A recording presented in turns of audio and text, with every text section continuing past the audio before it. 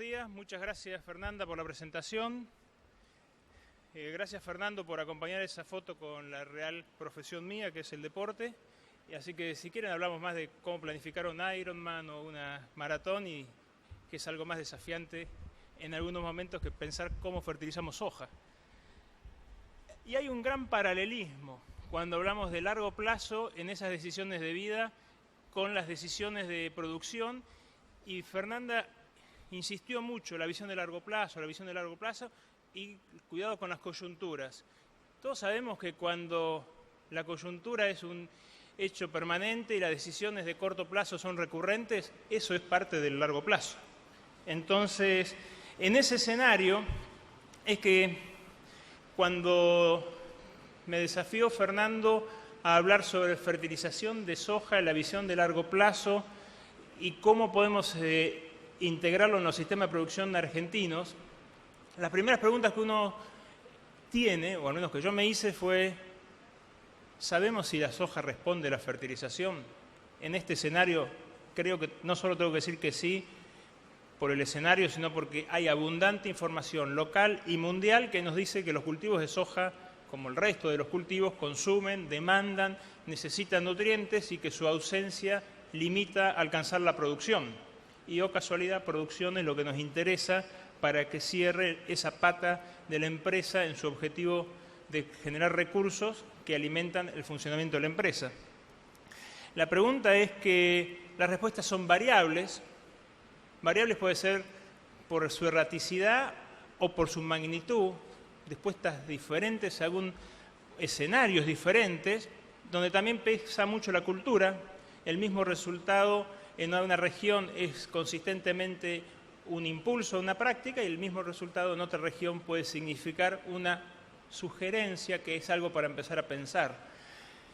Y que sabemos también que en estos dos actores que tenemos en estas empresas y que queremos manejar, funciona el cultivo, los nutrientes, pero el que amortigua esa condición de oferta, demanda, limitación, no limitación, también allí participa el suelo. Hasta acá no dije nada nuevo, pero sí le estoy tratando de ayudar a que me acompañen en el pensamiento que fui elaborando para compartir con ustedes algunas ideas al final. Sabemos que en Argentina, en la región sojera, la producción desde el punto de vista de la nutrición está limitada por algunos nutrientes. Y en algunos casos, en forma general, nitrógeno en toda la región, fósforo en algunos sectores y azufre acompañando algunos sectores muy calientes, muy específicos, donde su limitación inhabilita las respuestas del resto de otras prácticas de producción. Como trayectoria de lo que vamos a estar viendo ahora es tratar de respondernos tres interrogantes o tres ejes de pensamiento. El primero es: ¿dónde estamos? ¿Cuál es el estado de la fertilidad? No solamente desde el punto de vista de los niveles que encontramos en el suelo, sino de sus impactos sobre la producción.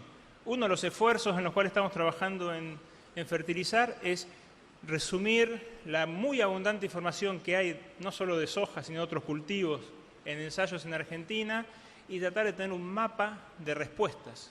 ¿Por qué? Porque no solo el indicador de suelo nos está acompañando, sino que hay mucha evidencia que nos identifica sectores de respuesta y sectores donde la producción no alcanza su máximo, pero sabemos que algún nutriente está interfiriendo. Después vamos a discutir un poco cómo manejamos los nutrientes, y en particular foco en el caso de fósforo, para después discutir algo sobre sus implicancias hacia el suelo y hacia las respuestas, en este caso de soja, porque tratando de entender estos tres ejes, dónde estamos, qué hacemos y cómo lo hacemos, y sus posibles resultados, vamos a poder empezar a discutir si las decisiones anuales de coyuntura, que repetimos año tras año, no es parte de la impronta de un sistema de largo plazo que es mejorable, que funcionó bien, que funciona relativamente bien, pero que tendría que ser mejorable. Y ese es el desafío. Y que posiblemente hagamos el debate con Hugo en cómo vamos a ver esa visión desde lo anual mejorable y de lo de largo plazo también mejorable. Y ahí es parte del objetivo de esta sesión de largo plazo. Rápidamente, para ponernos en situación, algunos datos. Tomé como ejemplo la región oeste de bonaerense, región de la Pampa Arenosa. Fíjense en las figuras, estoy tratando de mostrarles la evolución de los resultados de análisis de suelo que concentramos en un mismo grupo de trabajo en los últimos 20 años, cómo evolucionaron los niveles de fósforo extractable. No difieren de lo que hemos visto en muchas de las presentaciones de este simposio en estos mismos días y en los años anteriores. La incorporación de prácticas intensivas de producción conducen a cambios en la oferta de fósforo que mostraron una marcada reducción en el ciclo de la década del 90 y cierta estabilidad en los últimos años, aunque podríamos suponer que estamos en una condición de oferta de fósforo desde el punto de vista del nivel extractable del suelo que decae. 5.720 casos analizados. No es un ensayo, es una región y una masa de información de sistemas reales de producción.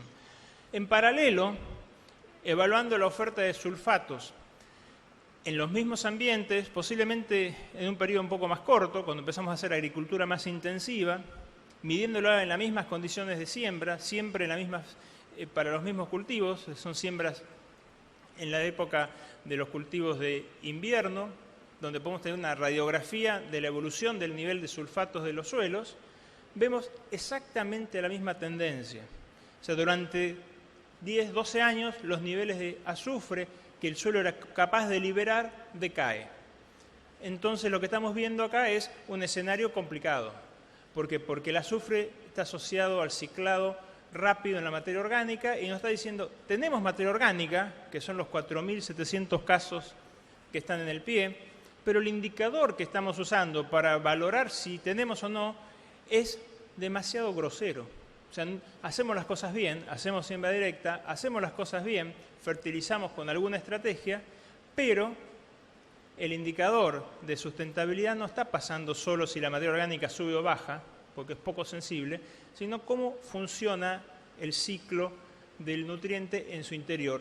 Y cuando estaba trabajando en esto, me acordé de un trabajo que había leído hace un par de años, que se presentó ya en el año 38, ya estamos muy próximos a hacer 100 años, en plena crisis de erosión eólica en Estados Unidos. Se presentó el gobierno, algo muy parecido a lo que vimos ayer sobre las leyes de suelo, de conservación y demás, y el desencadenante del inicio de la ruina de los sistemas estaba en la falta del manejo eficiente de nutrientes. Eso estaba antes de las labranzas. Inventamos la siembra directa, la adoptamos, crecemos y hoy estamos enfrentando el mismo paradigma. Es decir, si nos olvidamos de fertilizar, por más que cuidemos la materia orgánica como un todo, como el agregante del suelo, nos estamos arriesgando a perder el motor del funcionamiento día a día. Lo dejo para pensar. O sea, todo vuelve, no estamos descubriendo algo nuevo, estamos viendo que los ciclos del suelo nos están recordando. Hay nutrientes que se van ciclando a una velocidad diferente y ojo con nuestros indicadores que podemos tener sorpresas en cómo lo estamos manejando. Les decía que en gran parte de la región pampeana, si nos vamos enfocando en soja y la región sojera, la cantidad de nitrógeno que tienen los suelos y la capacidad que tiene el suelo y su biología de abastecer la demanda de la alta producción de soja es insuficiente. Por lo tanto, es muy consistente y ustedes lo mismo lo reflejan en el uso de una práctica que es inocular todos los años el cultivo de soja con rizobios que ayudan a la fijación de nitrógeno, complementar ese proceso a través de la fijación de nitrógeno. ¿Qué quiere decir esto? La soja tiene naturalmente un aliado que es la fijación con los rizobios. El escenario productivo argentino tiene una situación particular, es ineficiente en aportar nitrógeno al suelo y las condiciones de actividad de los rizobios que ustedes encuentran en el suelo tampoco abastecen esas grandes demandas. Pero está solucionado. gran parte, más del 85% de los cultivos de soja reciben inoculación y eso hace que el nitrógeno pase a ser una discusión menor cuando hablamos de soja. Nos vamos a enfrentar a algo más grave. Nos vamos a enfrentar a un escenario donde hoy, en la región de producción de soja en Argentina, estos son resultados del INTA, donde se trabajó en un mapa de niveles extractables de fósforo en toda la región productiva agrícola argentina, hay aproximadamente 15 millones de hectáreas que tienen niveles de fósforo inferiores a las 15 partes por millón. Saquemos la cuenta que querramos, 100% de soja, 50% de soja, 30% de soja en el país, estemos donde estemos, casi el 50% de lo que estemos haciendo hoy está limitado en su potencial de rendimiento porque el suelo no es capaz de abastecer la cantidad de fósforo que necesita el cultivo para crecer. En ese contexto, que es el escenario en el cual producimos, nos empezamos a preguntar constantemente sobre dos situaciones importantes. Una es, las respuestas a la fertilización son variables. Estamos acompañando el conocimiento de la respuesta de soja al agregado de fósforo y que esa variabilidad año tras año la vemos en el corto plazo por los ambientes, las regiones, dónde estamos produciendo, en qué lote, en qué sector de lote, y entre campañas, años secos, años húmedos, años frescos, años siembras tempranas, siembras tardías. Tenemos información ya, hoy, por qué respondió o no respondió el cultivo, pero nos cuesta traducir eso en su masividad porque, como decía Fernanda, las decisiones de coyuntura hacen que información de un año es de un año, fue casualidad, quién sabe si ocurre, vuelvo a mi información vieja y no la tomo como una decisión de largo plazo. Y en el largo plazo chocamos con dos argumentos que los estudios de largo plazo locales tendrían y nos están ayudando a entender mucho mejor.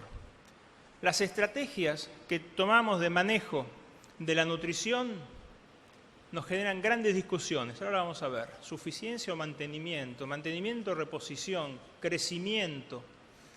En esa complejidad a veces nos quedamos discutiendo la semántica y nos olvidamos que, un buen manejo de fertilización anual, no importa si era suficiencia o mantenimiento, la dosis es más o menos la misma. Entonces el problema era dosis, no era estrategia en el nombre.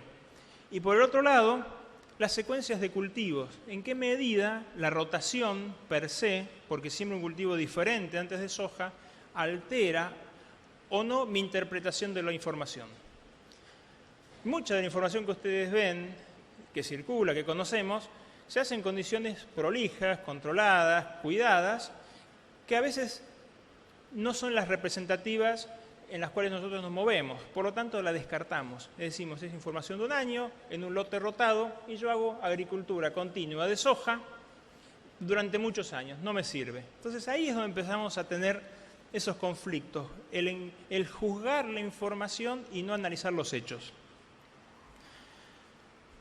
Rápidamente, esta discusión de cómo fertilizamos los cultivos, si lo hacemos por suficiencia o por mantenimiento, es una discusión permanente, filosófica y estratégica. Podemos ir de un lado, podemos ir del otro. Vamos a tener pilas de información que nos muestran el valor de hacer las cosas por suficiencia y pilas de información que nos muestran el valor de hacer las cosas por mantenimiento. Lo importante es entender algunos conceptos de cada uno, sus oportunidades y sus limitaciones. Cada vez que pensamos en suficiencia, le estamos poniendo un techo a la producción. ¿Por qué? Porque tenemos que dejar un espacio de respuesta que no capturamos. ¿Se acuerdan de la curva de incrementos decrecientes? Cuanto más insumos pongo, la respuesta llega a un máximo, pero cada vez le cuesta más alcanzarlo. Entonces me tengo que alejar de ese máximo y bajo mi dosis para que sea algo económicamente conveniente. Si lo hago un año, lo hago 2, lo hago 5, lo que estoy haciendo principalmente es que los niveles de oferta del suelo se estabilicen en ese nivel de producción, en esa condición productiva que está en el límite entre fertilizar y no hacerlo. Entonces no nos tiene que sorprender que el nivel de fertilidad caiga. Lo que sí nos tiene que sorprender es que el 70% del área agrícola en verano sea soja y el uso del análisis de suelo para decidir fertilizo o no fertilizo sea menor al 10%. ¿Qué quiere decir? Hay muchos casinos agrícolas dando vuelta donde fertilizamos por las dudas y estamos perdiendo oportunidades de ganar en saber ubicar esos recursos donde realmente vamos a ganar. Fertilizar de suficiencia es dar de comer al cultivo.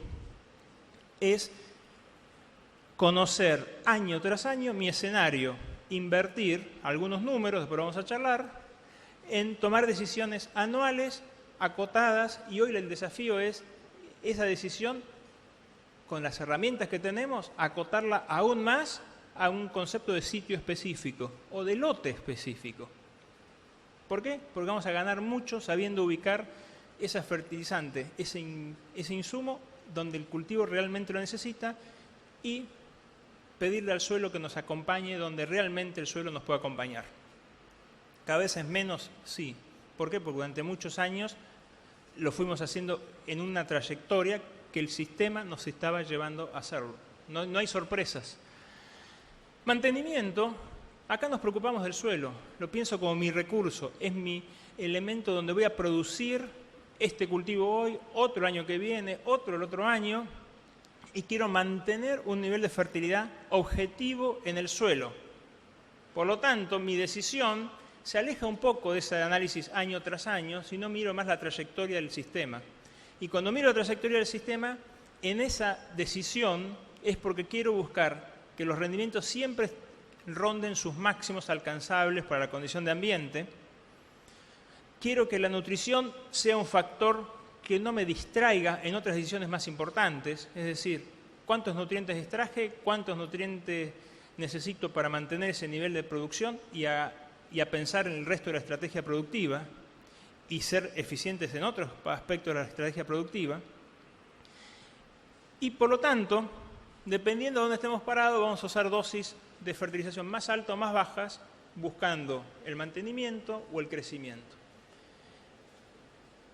Punto de partida, son decisiones estratégicas empresariales con beneficios y riesgos para los dos lados, pero lo importante es saber dónde estamos parados. El híbrido, al medio, un año mantenimiento, el otro año suficiencia, pero lo hago sin análisis de suelo, o hago mantenimiento pero no miro la producción y fertilizo porque me conviene la respuesta. Ese híbrido nos está llevando al escenario actual de oportunidad de mejora. ¿Tenemos información sobre las rotaciones y el suelo? Sí, mucho. Acá les muestro los resultados de un trabajo hecho con el CREA América durante 5 años en el oeste de Buenos Aires, donde una rotación simple, maíz-soja continua o maíz-maíz, soja-soja, nos mostró que, sea cual fuese la decisión, dentro de un modelo de suficiencia, fertilizo solo cuando el cultivo necesita para su producción, nos lleva a que la incorporación de maíz en la secuencia de cultivos nos da un plus de oferta de fósforo en el suelo mayor que la presencia de soja. Y es simple, porque las veces que tenemos soja, que por esos niveles que están encima del 10, que ahí lo ven con la línea roja, son mayores en su frecuencia, son años en los cuales no fertilizo. Entonces la conclusión que quiero dejarles es, cuidado, no hablamos de rotación por per se conserva el suelo y monocultivo per se degrada. La decisión de manejo de los nutrientes dentro de la rotación pesa. Y por lo tanto, cuando hablamos de decisión, discutamos suficiencia y mantenimiento. Como veo muchas caras que no están convencidas, eso es más de lo mismo, de las rotaciones, hay un trabajo que dirige la ingeniera Miriam Barraco, del INTA Villegas, que ya tiene 13, corre ahora por el año 14, donde compara estrategias de fertilización de los cultivos en rotación muy diversificada. Es decir, todos los años hay maíz, hay soja, hay girasol, hay trigo-soja.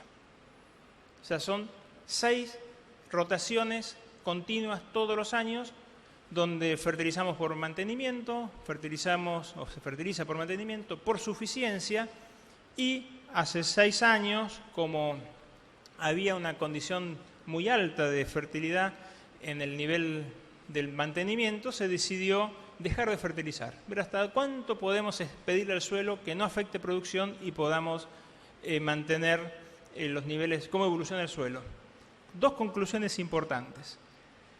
Cuando hacemos un modelo de suficiencia pura, la reducción es equivalente a casi media parte por millón de fósforo al año. Algo así como 3 kilos de fósforo por hectárea, 15 kilos de fertilizante. Ese es el costo de la suficiencia en rotación.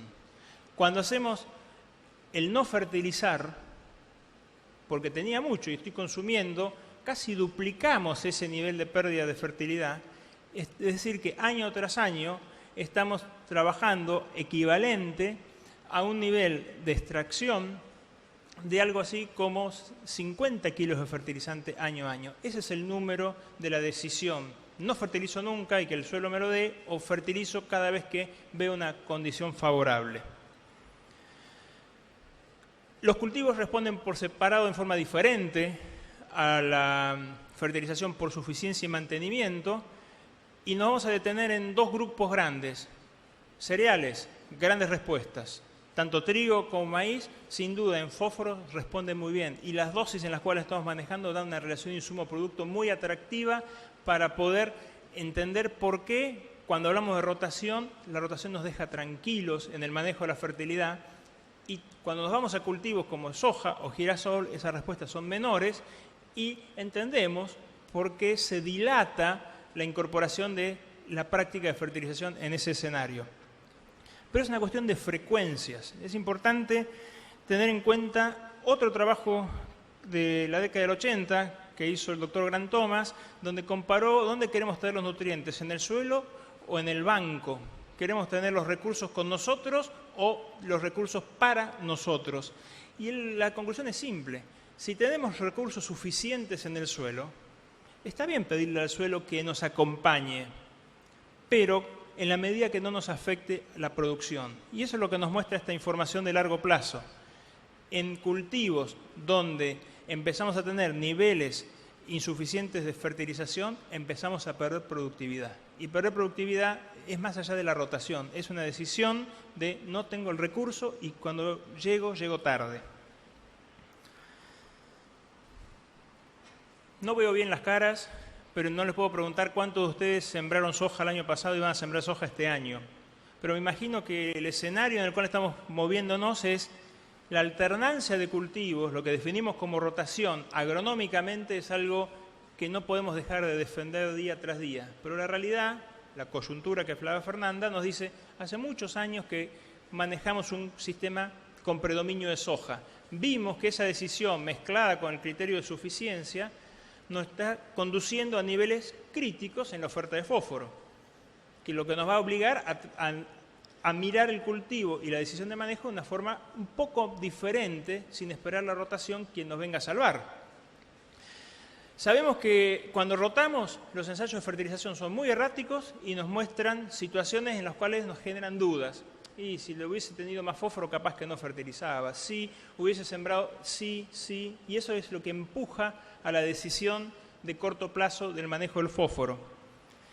Y que en el área donde producimos soja y que sabemos que los niveles de fertilidad son críticos, el uso de la fertilización está difundida, es muy alta la difusión, pero con el criterio de una suficiencia aproximada, porque las dosis parecen ser insuficientes. Eso es lo que nos está explicando la reducción de los niveles de fósforo o la expansión del área de riesgo en lo que hace la oferta de fósforo.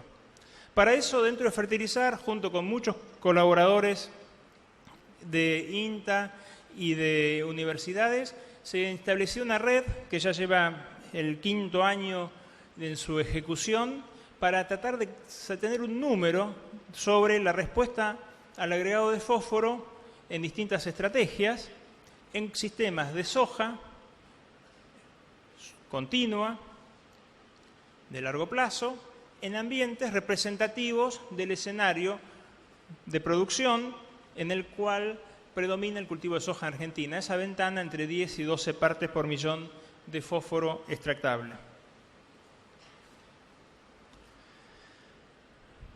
¿Qué vimos o qué vieron? Yo soy el embajador tratando de apropiarme de esa información. Primero, que el cultivo de soja responde a la fertilización. Hay respuestas. En promedio, 500 kilos, que cuando se hace un diagnóstico de análisis de suelo que lo acompaña, es la respuesta promedio de estos sitios de experimentación. ¿Qué es lo que vimos? Que comparado con la dosis tradicional de siembra, esos 10 kilos promedio de fertilizante, que es de fósforo, que son algo así como 50 kilos de un monoamónico, un diamónico, o super triple, la respuesta era mejorable con solo aumentar un 30% la dosis o 40% la dosis del fertilizante. Ese aumento de dosis no afectaba significativamente la eficiencia de uso de fósforo. Para los fertilólogos todavía estamos en la etapa de crecimiento de los rendimientos sin llegar a la etapa de rendimientos en tasas decrecientes que hacen que la práctica deje de ser rentable. Por lo tanto, la dosis promedio en la cual estamos trabajando está en promedio, zonalmente, por debajo de la cual podríamos maximizar siendo eficientes. Y que para las condiciones de altas dosis de fertilización, fraccionar la fertilización parte en la siembra y parte en superficie, al voleo, anticipada, era una gran solución. Podíamos ir con dosis más altas en momentos en los cuales el riesgo de fitotoxicidad de alta dosis en la siembra nos podía jugar en contra. El análisis de suelo sigue siendo una herramienta fuertísima. La misma información nos está diciendo, miren, cuando hay menos de 7 partes por millón en el suelo, esperen respuestas muy, muy grandes a la fertilización.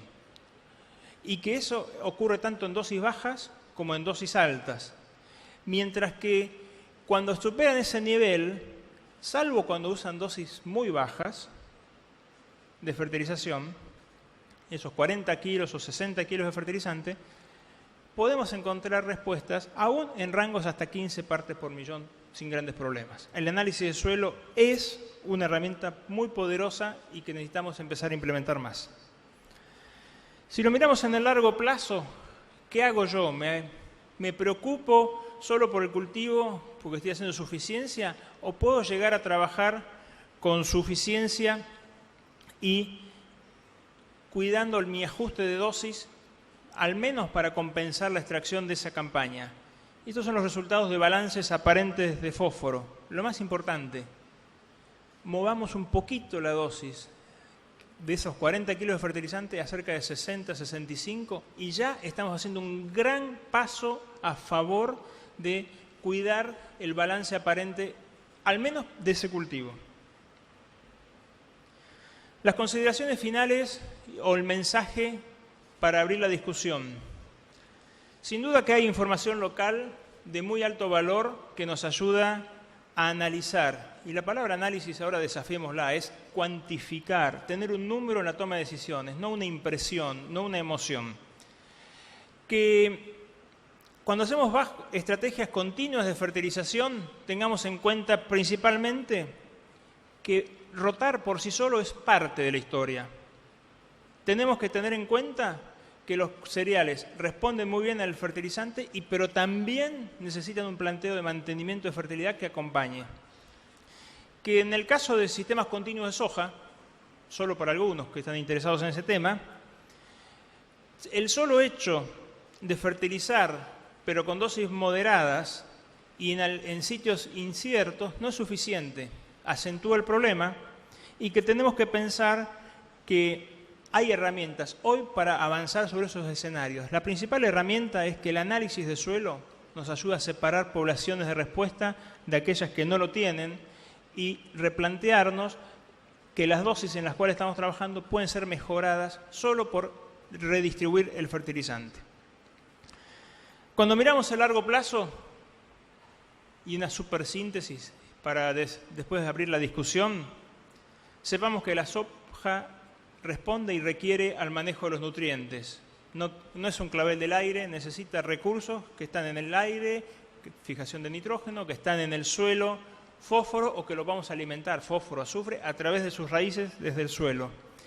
Y que el desafío es que movamos la concepción de la fertilización como una práctica anualizada, porque lo estamos haciendo todos los años, pero desatada en el tiempo, dándole un valor, cuantificando el impacto en el sistema, no solo por el exceso, el criterio de la reposición, sino por el defecto, el criterio reiterado del consumo de suficiencia. Pequeños ajustes nos pueden dar sustentabilidad, que pasan por entender que la fertilización de largo plazo pasa, en el primer punto, por una eficiente fertilización de corto plazo. Muchísimas gracias.